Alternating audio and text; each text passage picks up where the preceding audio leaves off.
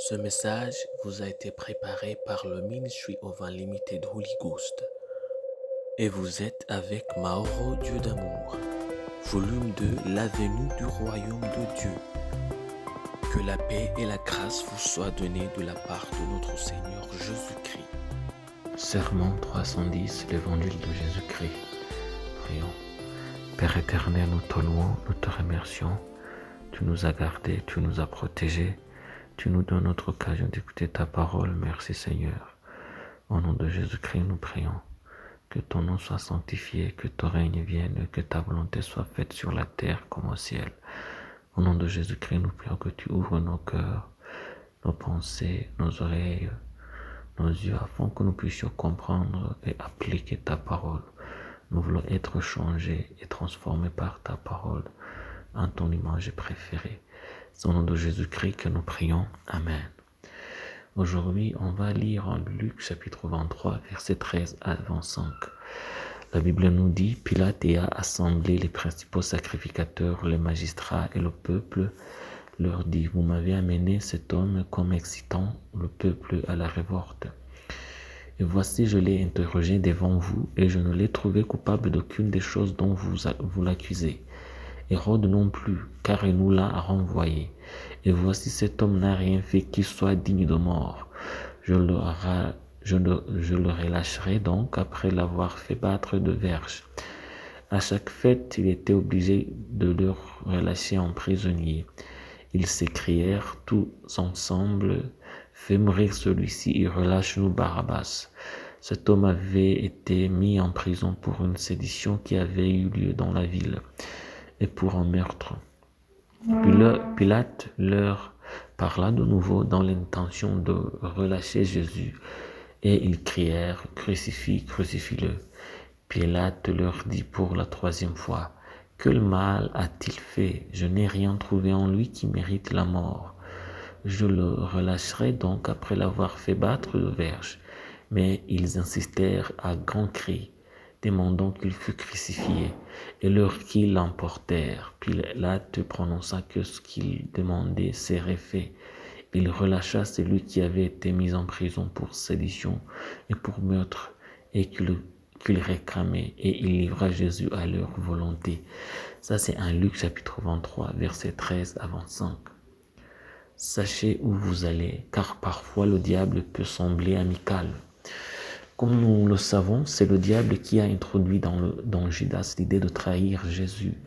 Mais ses intentions n'étaient pas de laisser Jésus mourir, mais de l'amener à faire sa propre volonté au lieu de celle de son Père. Le diable a donc utilisé Judas pour trahir Jésus, non pas pour que Jésus meure, mais pour que Jésus utilise son pouvoir spirituel afin d'échapper à la mort. C'est pour cela que nous voyons Jésus dire ceci en Matthieu chapitre 26, versets 52 à 54. Alors Jésus lui dit, remets ton épée à sa place, car tous ceux qui prendront l'épée périront par l'épée. Penses-tu que je ne puisse pas invoquer mon Père, qui me donnerait à l'instant plus de 12 légions d'anges?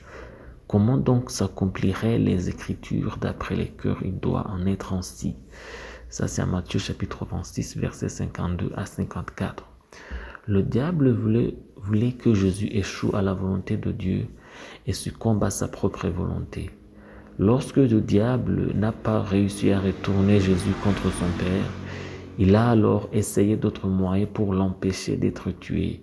C'est pourquoi il a utilisé le Pilate pour le libérer. Mais Jésus avait prié et comme nous l'avons vu, il s'était déjà offert en prière. En Jean chapitre 19, versets 10 à 11, la Bible nous dit, Pilate lui dit, est-ce à moi que tu ne parles pas? Ne sais-tu pas que j'ai le pouvoir de te crucifier et que j'ai le pouvoir de te relâcher? Jésus répondit, tu n'aurais sur moi aucun pouvoir s'il ne t'avait été donné d'en haut. C'est pourquoi celui qui me livre à toi commet un plus grand péché. Ça, c'est en Jean chapitre 19, versets 10 à 11. Par l'intermédiaire de Pilate, le diable parlait et s'adressait à Jésus. Et encore une fois, Jésus savait à qui il parlait, que c'était le diable dont Pilate. Souvenez-vous, c'était tout au long du plan de Dieu pour que Jésus meure pour nos péchés.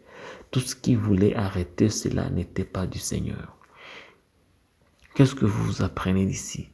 Si vous ne savez pas où vous devez aller, le diable trouvera toujours un moyen de vous faire dévier de votre route. Il peut venir comme un sauveur comme Pilate ou comme un ennemi comme Judas.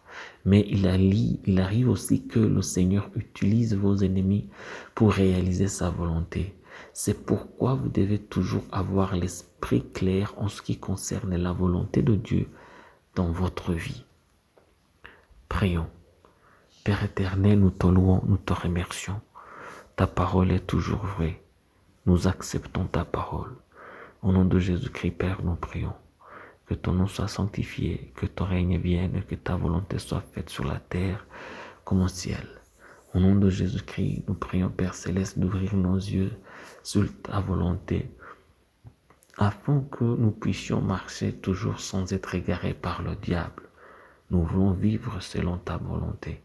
Nous voulons avoir un esprit clair selon ta volonté, pour que nous faisons ce que nous connaissons, pour que nous connaissons ce que nous faisons. C'est au nom de Jésus-Christ que nous prions. Amen. La promesse d'aujourd'hui, on va la trouver en 1 Jean chapitre 2, versets 16 à 17.